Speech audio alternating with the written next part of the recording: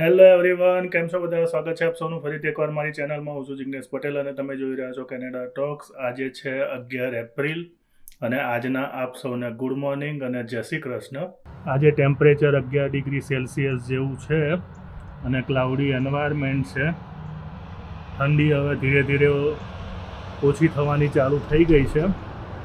8 અને 19ની રેન્જ છે આજના દિવસની અને એવું કહી શકો કે સ્પ્રિંગની શરૂઆત થઈ ગઈ છે. અને 8 એપ્રિલે સૂર્યગ્રહણ હતું, જે મેં આગળની વિડીયોમાં તમને બતાવ્યું હતું એ પ્રમાણે. અને એ વખતે છે ને એ આગળ આખા મોન્ટ્રીયલમાં છે ને દરેક જગ્યાએ ટોક ઓફ ધ ટાઉન છે ને એ સોલર ઇક્લિપ્સની જ વાતો હતી. જે બી મળે, જે બી જગ્યાએ વાતો થતી હોય તો બધી જગ્યાએ એની જ વાતો થતી હતી. અને એ દિવસે મારે ઉબરની અંદર બી છે ને 2-3 રાઇડર એવા આવેલા કે જે લોકો સ્પેશિયલ ઇક્લિપ્સ જોવા માટે આવેલા.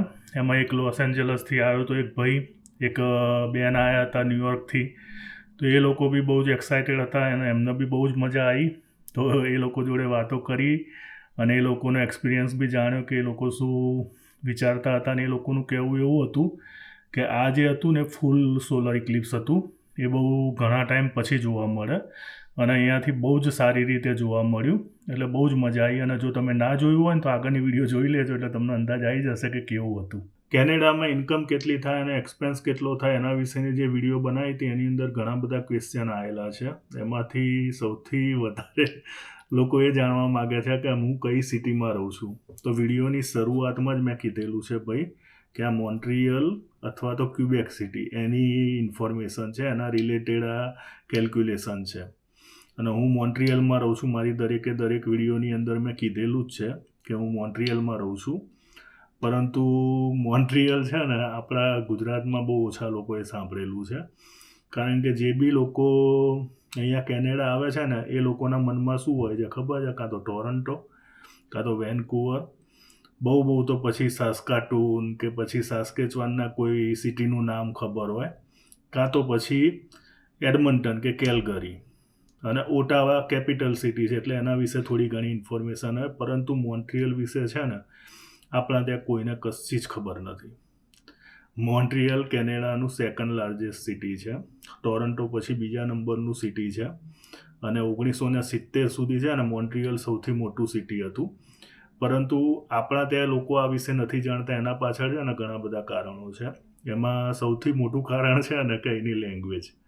અહીંયા છે ને ફ્રેન્ચ બોલાય છે. અને જેના કારણે છે ને મોન્ટ્રીયલ, આપણા ત્યાં કોઈ બી તમે કન્સલ્ટન્ટને પૂછશો કે પછી કોઈ બી એજન્ટને પૂછશો ને તો બહુ ઓછા લોકો મોન્ટ્રીયલ પ્રિફર કરશે. કારણ કે અહીંયા છે ને મેઇન લેંગ્વેજ જે બોલાય છે ને એ ફ્રેન્ચ છે. જેના કારણે કોઈને બહુ ઝાઝી ખબર પડતી નથી મોન્ટ્રીયલ વિશે. ઇવન જે લોકો કેનેડામાં રહે છે ને એ લોકોને બી, જે આપણા ઇન્ડિયનની વાત કરું છું, જે લોકો અહીંયા બી રહે છે ને એ લોકોને બી મોન્ટ્રીયલ વિશે કંઈ બહુ ઝાઝી માહિતી છે નહીં. એટલે સ્વાભાવિક છે કે લોકોએ મોન્ટ્રીયલ વિશે ના સાંભળ્યું હોય. અને એવું નથી કે ભાઈ મોન્ટ્રીયલની અંદર આપણા ગુજરાતી કે પછી ઇન્ડિયન નથી રહેતા. અહીંયા ઘણા બધા ગુજરાતી બી છે અને ઘણા બધા ઇન્ડિયન બી છે. પરંતુ કમ્પેર ટુ GTA ઓછા છે. જેના કારણે છે ને લોકોને ખ્યાલ નથી હોતો કે ભાઈ અહીંયા મોન્ટ્રીયલ જેવો બી કોઈ સિટી છે. પરંતુ હું મોન્ટ્રીયલમાં રહું છું અને મારી ઓલમોસ્ટ ઘણી બધી વિડીયોમાં મેં આ વસ્તુનો ઉલ્લેખ કરેલો છે કે ભાઈ હું કયા સિટીમાં રહું છું. એટલે જેના બી ના ખબર હોય એને કહી દઉં કે ભાઈ હું મોન્ટ્રીયલ સિટીમાં રહું છું. અને આગળની વિડીયો થોડી 1-2 જોઈ લેજો એટલે તમને કદાચ કોઈ ક્વેશ્ચન આન્સર હોય ને, કોઈ બી ક્વેશ્ચન તમારા માઇન્ડમાં હોય કે કંઈ બી વસ્તુ જાણવા માગતા હોય તો એ બધી ઇન્ફોર્મેશન મેં ઓલરેડી આપેલી છે. ઘણી બધી ઇન્ફોર્મેશન મેં પહેલાં બી શેર કરેલી છે. અને જેમ સમય મળે એમ હું નવી ઇન્ફોર્મેશન બી આપતો રહું છું. અને ઇન્ડિયામાં છે ને હું ભાઈ અમદાવાદથી છું. અને ઘણા બધા લોકોનો ક્વેશ્ચન છે કે મારું ગામ કયું છે. તો હું માણસા ગામનો છું. ગાંધીનગરમાં આવ્યું માણસા, તો માણસાનો છું. અને અમદાવાદની અંદર વર્ષોથી અમે રહેતા હતા. આ બધી જ ઇન્ફોર્મેશન મેં આપેલી છે. એટલે જો તમને આના રિલેટેડ કોઈ બી ક્વેશ્ચન હોય ને તો તમે આગળની વિડીયો જોશો એટલે તમને ખ્યાલ આવી જશે. હવે આગળ મેં જે વિડીયો બનાવી હતી જેની અંદર મેં કેનેડાની અંદર ઇન્કમ કેટલી થાય છે અને એક્સપેન્સ કેટલો છે એના વિશે વાત કરી હતી. તો એની અંદર થોડા ક્લેરિફિકેશન છે જે હું તમને આપવા માગું છું જેમાં સૌથી પહેલી વસ્તુ કે એ ખાલી અને ખાલી મિનિમમ વેજ ઉપર જોબ કરતા હોય એના માટે હતું. અને જનરલી છે ને તમે 6 મહિના 12 મહિના અહીંયા આગળ મિનિમમ વેજ ઉપર જોબ કરી હોય એના પછી છે ને દરેકની પોઝિશન સુધરવાની ચાલુ થઈ જાય. મિનિમમ વેજ ઉપર છે ને કોઈ બી લોકો છે ને વર્ષથી વધારે જોબ નથી કરતા. સ્ટુડન્ટોની વાત નથી કરતો, પણ જે લોકો PR ઉપર છે કે જે લોકો અહીંયા સેટલ થવા આવેલા છે એ લોકો છે ને શરૂઆતના 6 મહિના કે વધુમાં વધુ 12 મહિના જે સ્ટ્રગલિંગનો ફેઝ છે ને એની અંદર જ એ લોકો છે ને મિનિમમ વેજ ઉપર કામ કરતા હોય છે. પછી દરેકને છે ને પોતપોતાના રસ્તા મળી જાય અને પછી કોઈ મિનિમમ વેજ ઉપર નથી કામ કરતું. મારી જોડે જેટલા બી છે ને એમાંથી મોટા ભાગના બધા અત્યારે સારા ફિલ્ડમાં પોતપોતાનું જે બી રિલેટેડ ફિલ્ડ છે ને એની અંદર જોબ કરે છે. એટલે મિનિમમ વેજ એ છે ને ખાલી અને ખાલી ઇનિશિયલ લેવલ ઉપર જ કેલ્ક્યુલેશનમાં આવે છે. બાકી દરેકના વેજ છે ને પછી વધવાના ચાલુ થઈ જાય છે. એટલે એ વસ્તુ ધ્યાનમાં રાખવી. બીજી વસ્તુ કે ગાડીનો એક્સપેન્સ, જેના વિશે ઘણા બધા ક્વેશ્ચન આવ્યા કે ભાઈ આની અંદર જો ગાડી હોય તો કઈ રીતે એક્સપેન્સ થાય. તો પહેલી વસ્તુ કે પહેલાં 6-12 મહિના માટે તો છે ને તમે ભૂલી જાઓ કે તમે ગાડી લઈ શકશો.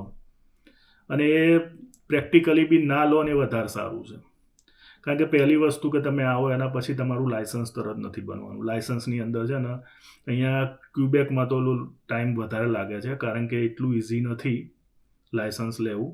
ઓન્ટારિયોની અંદર ફટાફટ થઈ જાય છે, પરંતુ ક્યુબેકની અંદર છે ને નોર્મલી 6 મહિના થાય છે તમારું લાયસન્સ આવતો.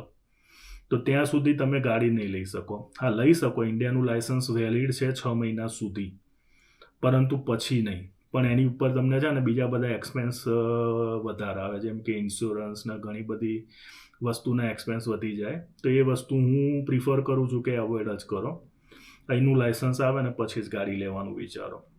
હવે તમે જો ગાડી લો તો તમારા એક્સપેન્સમાં શું ફેર પડે? એક્સપેન્સની અંદર બહુ જ મોટો ફેર પડે. જ્યારે તમે ગાડી લો ને એટલે સૌથી મોટામાં મોટો ફેર જો તમને હોય ને તો EMIમાં પડે. જો તમે હપ્તેથી ગાડી લીધી હોય અને નવી ગાડી લીધી હોય, નવી કે જૂની કોઈ બી, પરંતુ જો તમે હપ્તેથી ગાડી લીધી હોય તો તમને છે ને EMIનો ફેર પડે. તો ગાડીની અંદર કયા કયા એક્સપેન્સ આવે? તો EMI, પછી તમારો ઇન્સ્યોરન્સ, પછી ગાડીની પાર્કિંગ. જો તમારું જો કોઈ સ્પેસિફિક પાર્કિંગ ના હોય તો તમારે પાર્કિંગનો એક્સપેન્સ કરવો પડે, અને ગેસ એટલે કે પેટ્રોલનો ખર્ચો કરવો પડે. તો આ 4 વસ્તુ જે છે ને એ મેઇન ખર્ચા છે. એના સિવાય છે ને પિરિયોડિકલી તમે એવું માનો કે તમને છે ને મેન્ટેનન્સનો ખર્ચો બી આવે. જો તમારી જૂની ગાડી હોય તો નવી ગાડીની અંદર 3-4 વર્ષ કે 5 વર્ષ સુધી એટલી બધી મેન્ટેનન્સની માથાકૂટ નથી, પરંતુ જૂની ગાડી હોય તો તમારે એની બી પ્રિપરેશન રાખવી પડે. હવે ગાડીનો એક્સપેન્સ છે ને એ રિલેટિવ છે. રિલેટિવ એટલા માટે કે દરેકના માટે ડિફરન્ટ છે. મારા માટે જે ગાડીનો એક્સપેન્સ છે તમારા માટે ના બી હોઈ શકે કે બીજા કોઈના માટે બી ના હોઈ શકે. પર્સન ટુ પર્સન છે ને ગાડીનો એક્સપેન્સ વેરી કરે છે. તમારા ઘરથી જોબનું લોકેશન, તમારા ઘરથી ગ્રોસરી સ્ટોર કે પછી જે બી કન્વેનિયન્ટ સ્ટોર છે એ કેટલા દૂર છે, કેટલા ફ્રિકવન્ટલી તમે જાઓ છો, તમે જોબ ઉપર જાઓ છો તો કેટલા ફ્રિકવન્ટલી તમે જોબ ઉપર જાઓ છો, એના સિવાય તમે ફરવા માટે કેટલી જગ્યાએ અને કેટલી વાર જાઓ છો, કેટલું તમે ફરો છો, એના ઉપર છે ને તમારું બધું કેલ્ક્યુલેશન રહેતું હોય છે. જેમ કે તમારી ગાડી ધારો કે વધારે ફરતી હોય તો તમારો ગેસનો એક્સપેન્સ વધી જશે, ઓછી ફરતી હોય તો તમારો ગેસનો એક્સપેન્સ નહીં થાય. પાર્કિંગનો એક્સપેન્સ ફિક્સ છે. ઇન્સ્યોરન્સની અંદર બી એવું છે. ઇન્સ્યોરન્સનો બી કોઈ ફિક્સ એક્સપેન્સ નથી. પર્સન ટુ પર્સન અને ગાડી ટુ ગાડી એ વસ્તુ વેરી કરે છે, અને એની અંદર બહુ જ મલ્ટિપલ ફેક્ટર વર્ક કરે છે કે એની અંદર કોઈ એક અંદાજો લેવો છે ને એ પોસિબલ નથી.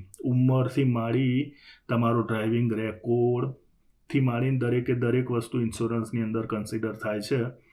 હવે અહીંયા આગળ છે ને ક્યુબેકની અંદર છે ને જનરલી અહીંયા 80થી 150 જો તમારી ડ્રાઇવિંગ હિસ્ટ્રીમાં કોઈ પ્રોબ્લેમ ના હોય ને તો એની અંદર તમને ઇન્સ્યોરન્સ મળી જાય.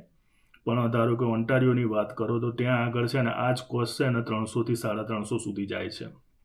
એટલે બહુ બધા મલ્ટિપલ ફેક્ટર છે કે જે ઇન્સ્યોરન્સની કોસ્ટને ઇફેક્ટ કરે છે. એટલે કોઈ એક એમાઉન્ટ ઉપર આવું પોસિબલ નથી. પણ તમે જ્યારે ગાડી લેવાનું વિચારો ને એટલે ઇન્સ્યોરન્સનો એક્સપેન્સ બી તમારો વધી જાય. હવે હું આઈડિયલ કન્ડિશન કહું કે તમે એક બેઝિક લેવલની કાર લો છો, બેઝિક એટલે કે જનરલી સમજો ને કે ટોયોટા યારિસ છે કે સેન્ટ્રા છે કે એવી કોઈ બી એક બેઝિક લેવલની કે જે 2 માણસો માટે ઇનફ છે. તો એવી કોઈ કાર લો છો તો એનો ઈએમઆઈ બી રિઝનેબલ ગણી લઈએ. આપણે નવી ગાડી તમે લો તો ઈએમઆઈ $300-400 આવે. પણ ઇન્સ્યોરન્સ તો તમારો ભલે તમારી ગાડી સસ્તી હશે કે મોંઘી હશે, ઇન્સ્યોરન્સ જે આવવાનો છે ને એ તો આવવાનો જ છે. એટલે $300 તમે ઈએમઆઈ ના સમજો કે ભાઈ તમે એક મિડ રેન્જની કાર લીધેલી છે અને જેની અંદર કોઈ બહુ હાઈફાઈ કાર નથી, તો 300ની આજુબાજુ તમારે એ આવે એક્સપેન્સ. પછી ઇન્સ્યોરન્સની અંદર નોર્મલ જે રેન્જ ચાલે છે એ પ્રમાણે હું વાત કરું તો અત્યારે મેક્સિમમ સાઈડ આપણે પકડીએ તો 150 તમને જો તમારી ડ્રાઇવિંગ હિસ્ટ્રી ક્લિયર હોય ને તો એટલા આવે. અને જો તમારું પાર્કિંગ ટૂંકમાં તમારું પાર્કિંગ હોય અને એનો કોઈ એક્સપેન્સ ના હોય તો સારી વસ્તુ છે. પરંતુ જો પાર્કિંગ તમારે પરચેસ કરવાનું હોય તો એ બી જે બી જગ્યાએ તમે રહેતા હોય ત્યાં આગળ શું રેટ ચાલે છે એની ઉપર હોય છે. પણ જનરલી છે અને $100થી $150ની આજુબાજુ પાર્કિંગ મળી જતું હોય છે. ઇન્ડોર પાર્કિંગની વાત કરું છું. અને આઉટસાઇડ પાર્કિંગ હોય તો તમારું 50થી ચાલુ કરી અને $70-80 સુધી બી મળતું હોય છે. પણ એ દરેક જગ્યા પર વેરી કરે છે, એટલે કોઈ ફિક્સ એમાઉન્ટ નથી. પણ અંદાજિત તમે સમજો કે 300 અને 200 પ્લસ બીજા 100 એટલે $300-$600 એ થયા. પ્લસ પેટ્રોલ તમે જે રીતે ફરશો એની ઉપર એનો એક્સપેન્સ આવશે. પણ આપણે $200 પકડીએ, મંથલી $200નું પેટ્રોલ થાય છે, તો $800 તમારા જે બી મેં તમને અમાઉન્ટ કીધી હતી ને એની અંદર વધી જશે. પરંતુ મેં જે તમને અમાઉન્ટ કીધી હતી ને એની અંદર ટ્રાન્સપોર્ટેશનના $200 કહેલા હતા. તો એ ટ્રાન્સપોર્ટેશનના $200 તમે બાદ કરી દો તો 1700માંથી 200 તો 1500 અને 1500ની અંદર આ 800 એડ કરો તો 2300. તો $2300થી $2400 તમારી જોડે જો ગાડી હોય તો એ એક્સપેન્સ તમારો થાય. હવે એક માણસ કામ કરતું હોય ને તો 2100થી 2200 કમાય અને સામે 2400નો ખર્ચો થઈ જાય જો ગાડી લઈને ફરે તો $200 છે ને દર મહિને ગજવાના જોડવાના આવે. એટલે આઈડિયલ કેસની અંદર છે ને 2 માણસ કામ કરતું હોય ને ત્યારે જ ગાડી પોસાય. એક માણસ હોય તો ગાડી લેવી છે ને ઇઝી નથી. બેઝિક જોબ ઉપર વાત કરું છું. પછી જેમ તમારી કન્ડિશન સુધરે, તમને સારી જોબ મળે, સારા પેની જોબ મળે તો પછી તમે લઈ શકો છો. પરંતુ હું અત્યારે ઇનિશિયલ લેવલ ઉપર જે બી ઇન્કમ છે ને એની જ વાત કરી રહ્યો છું. પછી 6-12 મહિના પછી તમને સારી કોઈ જગ્યાએ જોબ મળે અને પછી તમે ગાડી લઈ અને એનો એક્સપેન્સ કરવા માગતા હોય તો તમને કોઈ એટલો બધો વાંધો ના આવે. પરંતુ આ એક બેઝિક મોટી કેલ્ક્યુલેશન છે જે મેં તમને જણાવી દીધી. આના સિવાય બીજા 1-2 ક્વેશ્ચન એવા હતા કે ભાઈ જેની અંદર ગાડી લેવાય કઈ. તો હવે કઈ ગાડી લેવાય ને એ બહુ મોટો વાસ્ટ ટોપિક છે. એની ઉપર હું અલગથી આખી વિડીયો બનાવીશ કે ભાઈ કઈ ગાડી લેવાય. પરંતુ એક ક્વેશ્ચન એવો હતો કે ભાઈ મારા એક્સપિરિયન્સ પ્રમાણે કોરોલા અને સિવિક આ બેની અંદરથી કઈ ગાડી સારી. તો ભાઈ જો અહીંયા છે ને સૌથી વધારે વેચાતી કોઈ ગાડીઓ હોય ને તો સેડાન લેવલની અંદર છે ને 4 ગાડી છે. Toyota Corolla, Honda Civic, Hyundai Elantra અને મઝદા 3. આ 4 ગાડી સૌથી વધારે વેચાય છે અને કોઈક જગ્યાએ ફોર્ડ ફોકસ બી લોકો લે છે. પરંતુ જનરલી સૌથી વધારે પ્રિફર કરતા હોય ને તો ટોયોટા કોરોલા અને હોન્ડા સિવિક આ 2 જ મેઇન વસ્તુ છે. ટોયોટા ઇલાન્ટ્રા લોકો લે છે કારણ કે એના ઓપ્શનમાં લે છે. પરંતુ જ્યાં સુધી આ 2 મળતી હોય ને તો એ લોકો ત્રીજા ઓપ્શનમાં નથી જતા. હવે ટોયોટા કોરોલા અને સિવિક આ બેની અંદર શું ડિફરન્સ છે અને બેમાંથી કઈ ગાડી સારી. તો ભાઈ જો ગાડી છે ને દરેક પોતપોતાના દરેકની અલગ અલગ ચોઈસ હોય તો એના મુજબ એ લોકો ગાડી લેતા હોય. પરંતુ હું ટેકનિકલ લેવલ ઉપર તમને એટલું કહી દઉં, 2 ગાડી સારી છે, કોઈ પ્રોબ્લેમ નથી, 2 રિલાયેબલ છે અને સૌથી વધારે વેચાતી. અને તમે એવું માનો ને કે તમને બધી જગ્યાએ આ ગાડી જોવા મળશે. પણ બેઝિક ડિફરન્સ છે ને હું તમને કહી દઉં. મારી જોડે હોન્ડા સિવિક છે અને ટોયોટા કોરોલા બી એ વખતે મેં જોઈ હતી. બેની વચ્ચે ડિફરન્સ શું છે કે ટોયોટા કોરોલામાં છે ને જનરલી બધું મેન્યુઅલ છે. એટલે મિકેનિકલ ટ્રાન્સમિશનથી માંડીને દરેક વસ્તુ છે ને મિકેનિકલ આખી સિસ્ટમ છે. જ્યારે હોન્ડાની અંદર છે ને ઇલેક્ટ્રિક પોર્શન વધારે છે. એટલે બીજી વસ્તુ કે કમ્ફર્ટની વાત કરીએ ને તો કમ્ફર્ટની અંદર હોન્ડા થોડું સારું કોરોલા કરતાં, પણ સામે પક્ષે જ્યારે રિલાયબિલિટીની વાત કરો તો ટોયોટા સારી હોન્ડા કરતાં, મેન્ટેનન્સની વાત કરો તો કોરોલા સારી હોન્ડા કરતાં. કારણ કે હોન્ડાની અંદર છે ને મોટાભાગે તમને જે ફેસિલિટી આપવામાં આવેલી છે ને એની અંદર ઇલેક્ટ્રિક કમ્પોનન્ટ એ લોકો વધારે વાપરે છે, જેના કારણે મેન્ટેનન્સનો એક્સપેન્સ વધી જાય છે કમ્પેર ટુ ટોયોટા કોરોલા. અને ટોયોટા કોરોલા છે ને રફ એન્ડ ટફ છે. તમને ટોયોટા કોરોલાની અંદર છે ને કોઈ જ માથાકૂટ નથી થતી, પણ સામે કમ્ફર્ટ ઓછું છે. એટલે કીધું ને, દરેકની ચોઈસ ઉપર આધાર છે. તમારે શું જોવે છે ને એની ઉપર મેટર કરે છે વસ્તુ. બે ગાડી સારી છે, બેમાંથી તમે આંખો મીચીને જે લેવા માગતા હોય લઈ શકો છો, પણ હોન્ડાની અંદર ઇલેક્ટ્રિક પાર્ટ્સ વધારે છે, જેના કારણે છે ને મેન્ટેનન્સનો ખર્ચો થોડો વધારે આવી શકે છે જો કોઈ પાર્ટ્સ બગડે તોની વાત છે. અને કોરોલાની અંદર બધી જ વસ્તુ છે ને મિકેનિકલ છે, એટલે કોઈ જ મગજમારી નથી. એટલે આ બે ડિફરન્સ જે છે એ મેઇન ડિફરન્સ છે. આના સિવાય જેવી તમારી કહેવાય ને કે ચોઈસ, એ પ્રમાણે તમે ગાડી બાય કરી શકો છો. અને સૌથી વધારે ચોરાતી ગાડીઓ બી છે ને ટોયોટા અને હોન્ડાની જ ગાડીઓ છે. અહીંયા ગાડી ચોરાવાનો છે ને બહુ બધો પ્રોબ્લેમ છે. લોકો છે ને અહીંયાથી ગાડી ચોરી અને આફ્રિકન ને એશિયન દેશોની અંદર વેચી મારે છે ટ્રાન્સપોર્ટ કરીને. અને આખું બહુ મોટું સ્કેમ ચાલે છે. એટલે નવી ગાડી લેતા હોય ને તો 10 વાર વિચારજો. મોન્ટ્રીયલમાં એટલી બધી માથાકૂટ નથી, પણ જે લોકો ટોરન્ટોમાં રહેતા હોય ને એને જરા ખાલી પૂછી લેજો કે હોન્ડા સિવિક કે હોન્ડા CR-V કે ટોયોટા કોરોલા લેવી હોય તો લેવાય નવી, ના પાડી દેશે સીધી જ. સૌથી વધારે ગાડીઓ છે ને ત્યાં ચોરાય છે. તમારા પાર્કિંગમાંથી તમારા ઘર આગળથી ગાડી ચોરાઈ જાય, તમને ખબર બી ના પડે. કમ્પેર ટુ GTA કે ટોરન્ટો સાઈડ કમ્પેર કરીએ મોન્ટ્રીયલ જોડે તો ઓછી ચોરાય છે. પણ એવું નથી કે ભાઈ મોન્ટ્રીયલમાં નથી ચોરાતી, મોન્ટ્રીયલમાં બી ગાડીઓ ચોરાય જ છે. કમ્પેર ટુ ટોરન્ટો ઓછી ચોરાય છે, પરંતુ છે દરેક જગ્યાએ છે ને કાગડા બધે કાળા. એટલે એવું નથી કે ભાઈ ટોરન્ટોમાં છે તો મોન્ટ્રીયલમાં આ વસ્તુ નથી, તો ના, એવું બી નથી, પણ ઓછું છે.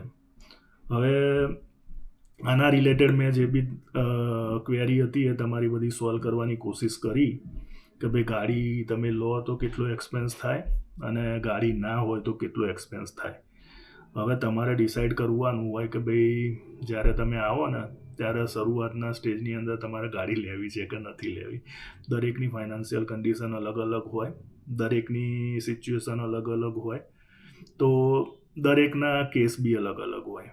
તો ભાઈ આની અંદર છે ને હું જે કહું છું ને એ જ સાચું છે એવું નથી. તમારી પરિસ્થિતિ મુજબ તમને કઈ વસ્તુ સેટ થાય છે ને એ મેટર કરે છે. તમે કેટલા સ્ટ્રેસ થઈ શકો છો, તમારી જોડે તમારી શું કન્ડિશન છે એની ઉપર બધી વસ્તુ મેટર કરતી હોય છે. એટલે મેં જે કીધું એ જ સાચું છે અને બીજું બધું જ ખોટું છે એવું બી નથી. દરેકના અલગ અલગ પોઈન્ટ ઓફ વ્યૂ હોય છે, તો એ વસ્તુ કન્સિડર કરવાની. હું તમને ખાલી છે ને ઓવરવ્યૂ આપવાની કોશિશ કરું છું કે ભાઈ અહીંયા પર શું સિનારીઓ ચાલે છે, જેના આધારે છે ને તમે તમારો અંદાજો લગાવી શકો. પણ એ જ ફિક્સ છે એવું બી નથી. અને હું જે કહી રહ્યો છું ને એ બધું જનરલી મારા એક્સપિરિયન્સ પ્રમાણે, જે મોન્ટ્રીયલમાં હું રહું છું એ પ્રમાણે કહી રહ્યો છું. કદાચ આ જ વસ્તુ તમે કોઈ ટોરન્ટોમાં રહેતું હોય એને પૂછો, કે આ જ વસ્તુ કોઈ વેન્કુવરમાં રહેતો હોય એને પૂછો, તો એનો ઓપિનિયન ડિફરન્ટ આવશે. કારણ કે દરેક સિટી કે દરેક પ્રોવિન્સના રૂલ્સ અલગ છે, દરેક જગ્યાના સંજોગો અલગ અલગ છે. તો આ બધી વસ્તુ બદલાતી હોય છે. એટલે હું જે કહું છું એ જ પ્રમાણે બધી જગ્યાએ એપ્લાય થશે આખા કેનેડામાં, તો એવું બી નથી. તો આ બધી વસ્તુ હતી કે જે મારે ક્લિયર કરવી હતી, એ મેં તમારી સાથે ક્લિયર કરી દીધી. તો આના રિલેટેડ કોઈ ક્વેશ્ચન હોય તો બી તમે પૂછી શકો છો, અને બીજી કોઈ ક્વેરી હોય માઇન્ડમાં તો એ બી તમે પૂછી શકો છો. તો મળીએ નેક્સ્ટ વિડીયોમાં. ત્યાં સુધી આપ સૌને જય હિન્દ, વંદે માતરમ. આપ સૌનો દિવસ શુભ રહે.